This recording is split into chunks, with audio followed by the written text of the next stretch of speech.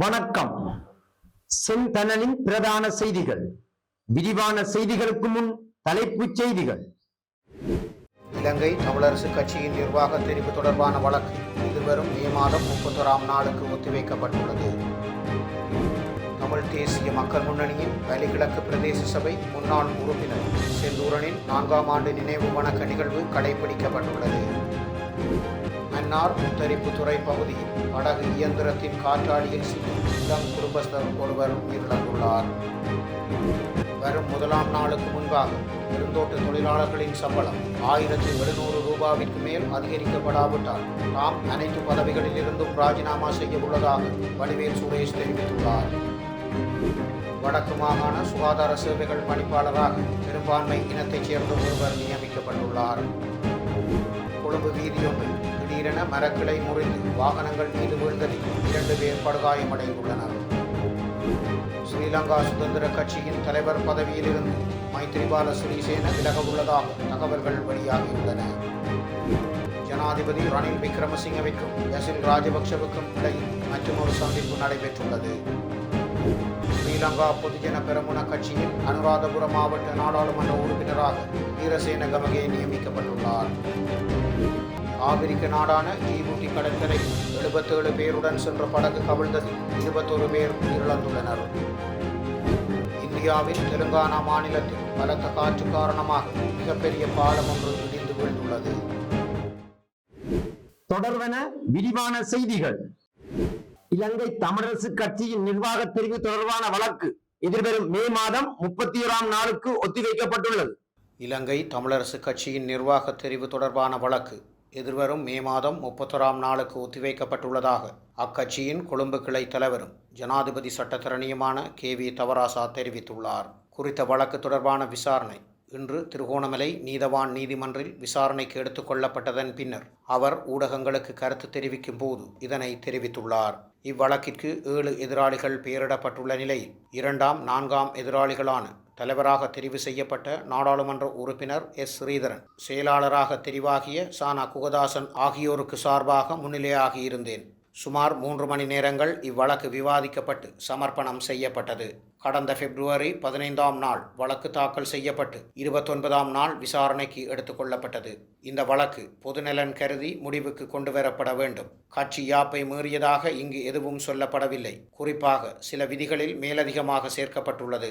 இதன் பிரகாரம் வழக்கு தொடர்ந்தால் அதனை வெற்றி கொள்ளலாம். ஆனால் காலம் செல்லும். இதனால் வழக்கை காலம் தாழ்த்தி வெற்றி கொண்டால் தோல்வியாகவே கருதப்படும். வழக்காளி கோரும் நிவாரணத்தை வழங்க தயாராக இருக்கின்றோம். எங்களுடைய நிலைப்பாட்டில் எந்த மாற்றமும் இல்லை. இதனை வழக்காளி தனது சட்டத்தரணியூடாக தெரிவிக்க வேண்டும்.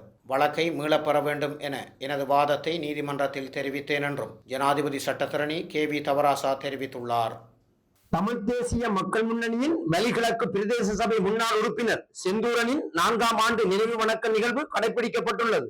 தமிழ் தேசிய மக்கள் முன்னணியின் வலிகிழக்கு பிரதேச சபையின் முன்னாள் உறுப்பினர் அமரர் இலகுநாதன் செந்தூரனின் 4ஆம் ஆண்டு நினைவேந்தல் நிகழ்வு தமிழ் தேசிய மக்கள் முன்னணியால் கடைபிடிக்கப்பட்டுள்ளது. தமிழ் தேசிய மக்கள் முன்னணியின் தலைமைச் செயலகத்தில் இன்று முற்பகல் நடைபெற்ற இந்த நிகழ்வில் செந்தூரன் அவர்களது திருவுருவப் படத்திற்கான ஈகை சுடரினை அகில இலங்கை தமிழ் காங்கிரஸ் கட்சியின் பொருளாளர் ஸ்ரீ கிருஷ்ணகுமார் ஏற்றி வைத்தார். தொடர்ந்து மலர் மாலையினை செந்தூரனின் சகோதரர் வாகீசன் அணிவித்தார். தொடர்ந்து மலர் வணக்கம் செலுத்தப்பட்டது. நிகழ்வில் தமிழ் தேசிய மக்கள் முன்னணியின் யாழ் மாவட்ட அமைப்பாளர் பொன் மாஸ்டர் உட்பட முன்னணியின் செயற்பாட்டாளர்கள் கலந்து கொண்டு வணக்கம் செலுத்தியிருந்தனர்.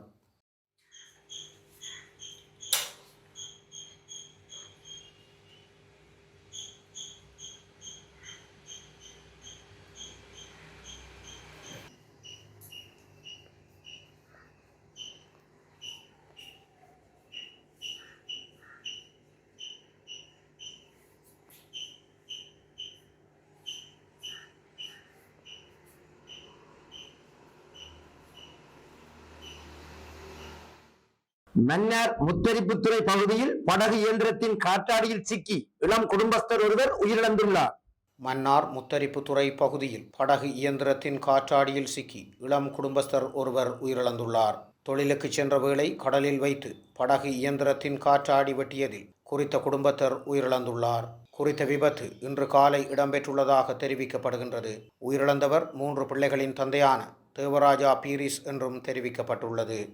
வரும் முதலாம் நாளுக்கு முன்பாக பெருந்தோட்ட தொழிலாளர்களின் சம்பளம் 1700 ரூபாவிற்கு மேல் அதிகரிக்கப்படாவிட்டால் தாம் அனைத்து பதவிகளிலிருந்து ராஜினாமா செய்ய உள்ளதாக வடிவேல் சுரேஷ் தெரிவித்துள்ளார். வருகின்ற முதலாம் திகதிக்கு முன் பெருந்தோட்ட தொழிலாளர்களின் சம்பளம் 1700 ரூபாய்க்கு மேல் அதிகரிக்கப்படாவிட்டால் தனது அனைத்து பதவிகளிலிருந்தும் ராஜினாமா செய்ய உள்ளதாக பாராளுமன்ற உறுப்பினர் வடிவேல் சுரேஷ் தெரிவித்துள்ளார். அவர் மேலும் தெரிவிக்கையில், பெருந்தோட்ட தொழிலாளர்களுடைய சம்பள பிரச்சினை சம்பந்தமாக பல சுற்றுவட்ட பேச்சுவார்த்தைகள் தோல்வியடைந்த நிலையிலே முதலாளிமார் சம்மேளனம் ஒரு ஒருமைப்பாட்டிற்கு வராததன் காரணமாக நாங்கள் சம்பள நிர்ணய சபையின் மூலமாக எமது பாட்டாளி மக்களின் சம்பளத்தை உயர்த்துவதற்கு முயற்சித்தோம். கடந்த 10ஆம் திகதி இடம்பெற்ற சம்பள நிர்ணய சபை கூட்டத்திற்கு முதலாளிமார் சம்மேளனம் அதனை புறக்கணித்ததையிட்டு எங்கள் கடுமையான கண்டனத்தை தெரிவித்திருந்தோம். இன்று 24ஆம் நாள் நடைபெறுகின்ற இந்த சம்பள நிர்ணய சபைக்கு பொறுப்புடன் இந்த முதலாளிமார் சம்மேளனமும் கலந்து கொள்ளும் என எதிர்பார்த்தோம். ஆனால் இன்றும் அதை புறக்கணித்துள்ளனர். இது சம்பந்தமாக தற்போது நான் ஜனாதிபதியிடம் எடுத்துரைத்துள்ளேன். இந்த பாராளுமன்ற பதவியோ வேறு எந்த பதவியோ வைத்துக்கொண்டு இந்த மக்களுடன் இணைந்து அவர்களுடைய ஒருமைக்காக போராடுவது ஒரு சிறந்த விடயமாக எனக்கு தெரியவில்லை.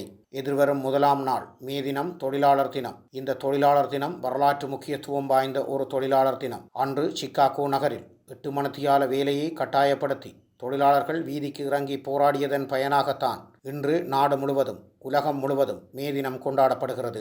ஆகவே மே தினத்திற்கு முன்பாக இதற்கு சரியான தீர்வு கிடைக்காவிட்டால், அதாவது தோட்ட தொழிலாளர்களின் சம்பளம் 1750 ரூபாய்க்கும் மேலாக கொடுப்பனவை வழங்காத பட்சத்திலே எங்களுக்கு இன்னும் பொறுத்து கொண்டு இருக்க முடியாது. பொறுமைக்கு ஒரு எல்லை உண்டு. நான் மே மாதம் 2ஆம் நாள் ஆகும்போது எனது அனைத்து பதவிகளில் இருந்தும் ராஜினாமா செய்து என்னுடைய தொப்புள் கொடி உறவுகளுடன் தோளோடு தோள் நின்று தோட்டம் தோட்டமாக என்னுடைய மக்கள் வாழுகின்ற பகுதிகளில் மாவட்டம் மாவட்டமாக இறங்கி முழுமையாக என்னை அர்ப்பணித்து தொழிற்சங்க போராட்டத்தில் என்னுடைய தொப்புள் கொடி உறவுகளின் உரிமைக்காக போராடுவதற்கு தீர்மானித்துள்ளேன். இவ்வாறு பதுளை மாவட்ட நாடாளுமன்ற உறுப்பினரும் இலங்கை தேசிய தோட்ட தொழிலாளர் சங்கத்தின் பொதுச் செயலாளரும் ஜனாதிபதியின் சிரேஷ்ட ஆலோசகருமான வடிவேல் சுரேஷ் தெரிவித்துள்ளார். வடக்கு மாகாண சுகாதார சேவைகள் பணிப்பாளராக பெரும்பான்மை இனத்தைச் சேர்ந்த ஒருவர் நியமிக்கப்பட்டுள்ளார். வடக்கு மாகாண சுகாதார சேவைகள் பணிப்பாளராக பெரும்பான்மை இனத்தைச் சேர்ந்த சமன் தர்மஸ்ரீ பத்ரன நியமிக்கப்பட்டுள்ளார். இந்நிலையில் அவர் இன்றைய நாள் யாழ்ப்பாணம் பண்ணையில் அமைந்துள்ள வடக்கு மாகாண சுகாதார பணிமனையில் தமது கடமைகளை பொறுப்பேற்றுக் கொண்டுள்ளார். இதுவரையில் வடக்கு மாகாண சுகாதார சேவைகள் பதில் பணிப்பாளராக யாழ்ப்பாணம் போதனா மருத்துவமனை பணிப்பாளர் சத்தியமூர்த்தி பணியாற்றி வந்தார் என்பது குறிப்பிடத்தக்கது. கொழும்பு வீதியொன்றில் திடீரென மரக்கிளை முறிந்து வாகனங்கள் மீது விழுந்ததில் 2 பேர் படுகாயமடைந்துள்ளனர்.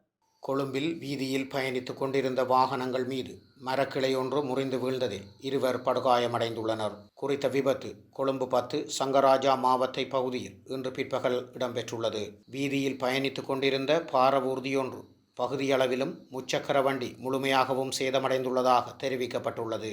காயமடைந்தவர்கள் மீட்கப்பட்டு மருத்துவமனைக்கு கொண்டு செல்லப்பட்டுள்ளதாக தெரிவிக்கப்பட்டுள்ளது. ஸ்ரீலங்கா சுதந்திர கட்சியின் தலைவர் பதவியில் இருந்து மைத்ரிபால சிறிசேன விலக உள்ளதாக தகவல்கள் வெளியாகியுள்ளன. ஸ்ரீலங்கா சுதந்திர கட்சியின் தலைவர் பதவியிலிருந்து முன்னாள் ஜனாதிபதி மைத்ரிபால சிறிசேன ராஜினாமா செய்ய தயாராகி வருவதாக தகவல்கள் வெளியாகியுள்ளன. தற்போது நீதிமன்றத்தின் தடை உத்தரவு பிறப்பிக்கப்பட்டுள்ள நிலையில் ஸ்ரீலங்கா சுதந்திர கட்சியின் தலைவர் பதவியில் இருந்து மைத்ரிபால சிறிசேன விலகவுள்ளதாக தெரிவிக்கப்பட்டுள்ளதாகவும் அந்த தகவல்கள் தெரிவிக்கின்றன. கட்சியில் கடும் கருத்து மோதல் நிலவி வரும் நிலையில் இரு கட்சிகளும் 2 செயல் தலைவர்களின் பெயரை கூறி தேர்தல்கள் ஆணைக்குழுவிடம் கடிதம் அளித்துள்ளன. இந்த நிலையில் அந்த நியமனங்களுக்கு எதிராக அதே கட்சியைச் சேர்ந்த கட்சிகளும் தேர்தல் ஆணையத்திடம் முறைப்பாடு அளித்துள்ளன. இந்த நிலையில் அந்த நியமனங்களுக்கு எதிராக அதே கட்சியைச் சேர்ந்த கட்சி உறுப்பினர்களும் தேர்தல்கள் ஆணையத்திடம் முறைப்பாடு அளித்துள்ளதாகவும் தெரிவிக்கப்பட்டுள்ளது. ஜனாதிபதி ரணில் விக்ரமசிங்கவிற்கும் பசில் ராஜபக்சவுக்கும் இடையில் மற்றொரு சந்திப்பு நடைபெற்றுள்ளது. ஜனாதிபதி ரணில் விக்ரமசிங்கவிற்கும் பசில் ராஜபக்சவுக்கும் இடையிலான மற்றொரு சுற்று பேச்சுவார்த்தை நேற்று இடம்பெற்றுள்ளது. குறித்த பேச்சுவார்த்தை நேற்று பகல் ரணில் விக்ரமசிங்கவின் இல்லத்தில் இடம்பெற்றுள்ளதாக ஊடகங்கள் தெரிவித்துள்ளன. இதன்போது எதிர்வரும் தேர்தல்கள் தொடர்பில் விரைவில் தீர்மானம் எடுக்கப்பட வேண்டும் என பசில் ராஜபக்ச சுட்டிக்காட்டியுள்ளதாக கூறப்பட்டுள்ளது. அத்தோடு மே நாளிற்கு பின்னர் ஜனாதிபதி தேர்தல் பிரசாரங்களை விரைவில் ஆரம்பிக்க வேண்டும் எனவும் அமைச்சர் டிரான் அலஸ் குறிப்பிட்டுள்ளார். ரணில் விக்ரமசிங்க ஜனாதிபதி தேர்தலில் போட்டியிட்டால் அதற்கு ஆதரவை பெற்றுக்கொள்ள அனைத்து தரப்பினரிடமும் எழுத்துப்பூர்வமான கோரிக்கை விடுப்பதே சிறந்தது என பசில் ராஜபக்ச தெரிவித்துள்ளார்.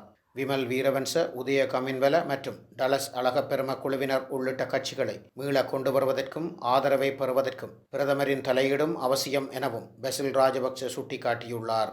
எவ்வாறாயினும் இறுதியில் அரசாங்கமானது பெரும்பாலான பணிகளை மேற்கொள்ள விரும்புவதால் ஜனாதிபதி தேர்தலுக்கான வேட்புமனுவை ஜூன் மாத இறுதியில் அறிவிக்க உள்ளதாக ஜனாதிபதி தெரிவித்துள்ளதாக குறிப்பிடப்பட்டுள்ளது.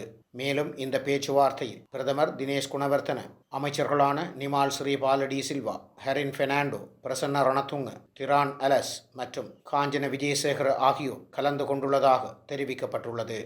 ஸ்ரீலங்கா பொதுஜன பெரமுன கட்சியின் அனுராதபுர மாவட்ட நாடாளுமன்ற உறுப்பினராக வீரசேன கமகே நியமிக்கப்பட்டுள்ளார். ஸ்ரீலங்கா பொதுஜன பெரமுன கட்சியின் அனுராதபுர மாவட்ட நாடாளுமன்ற உறுப்பினராக வீரசேன கமகே நியமிக்கப்பட்டுள்ளார். அனுராதபுர மாவட்ட நாடாளுமன்ற உறுப்பினர் எச் நந்தசேனவின் மறைவால் வெற்றிடமாகிய நாடாளுமன்ற உறுப்பினர் பதவிக்கு இவர் நியமிக்கப்பட்டுள்ளார். இன்று காலை நாடாளுமன்ற நடவடிக்கைகள் ஆரம்பிக்கப்பட்ட வேளையில் இவர் சபாநாயகர் முன்னிலையில் சத்திய பிரமாணம் செய்து கொண்டுள்ளார். இவர் கடந்த 2020 ஆண்டு தேர்தலின் போது அனுராதபுரத்தில் போட்டியிட்டு 38,242 விருப்பு வாக்குகளை பெற்றிருந்தார் என்று தெரிவிக்கப்பட்டுள்ளது. இனி சர்வதேச செய்திகள். ஆப்பிரிக்க நாடான ஜிபூட்டி கடற்கரையில் 77 பேருடன் சென்ற படகு கவிழ்ந்ததில் 21 பேர் உயிரிழந்துள்ளனர். ஏமனுக்கு அண்மையிலுள்ள ஆப்பிரிக்க நாடான ஜிபூட்டி கடற்கரையில் 77 பேருடன் சென்ற படகு கவிழ்ந்ததில் 21 புலம்பெயர்ந்தோர் உயிரிழந்துள்ளனர். மேலும் 23 பேர் காணாமல் போயுள்ளனர்.